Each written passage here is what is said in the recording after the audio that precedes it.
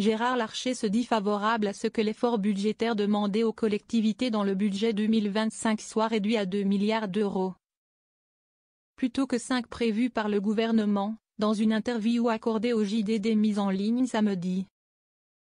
Les collectivités représentent 70% de l'investissement public, a argumenté le président du Sénat qui estime qu'elles ne sont pas coupables du creusement du déficit, n'en déplaise à Bruno Le Maire, l'ancien ministre du Budget.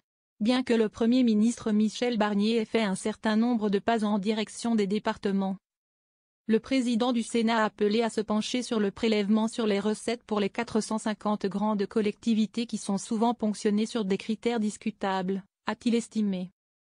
La commission des finances du Sénat est en train de remodeler en profondeur ses dispositifs de financement pour protéger les départements et les communes, a-t-il ajouté.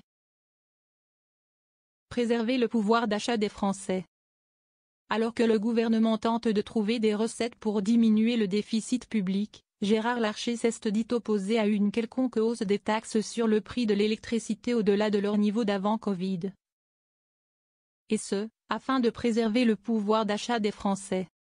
Le sujet, me semble-t-il, est plutôt d'instaurer une équité entre la taxation du gaz et de l'électricité, au nom du rétablissement des finances publiques et par souci écologique, a-t-il expliqué.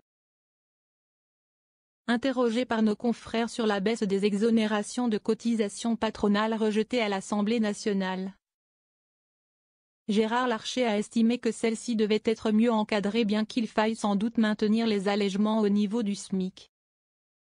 En outre, le président du Sénat s'est également dit globalement favorable à la solution de compromis présentée par le président LR à l'Assemblée nationale Laurent Wauquiez, concernant le report de l'indexation des retraites. La mesure mérite d'être précisée pour ce qui est du niveau des petites retraites, a-t-il précisé.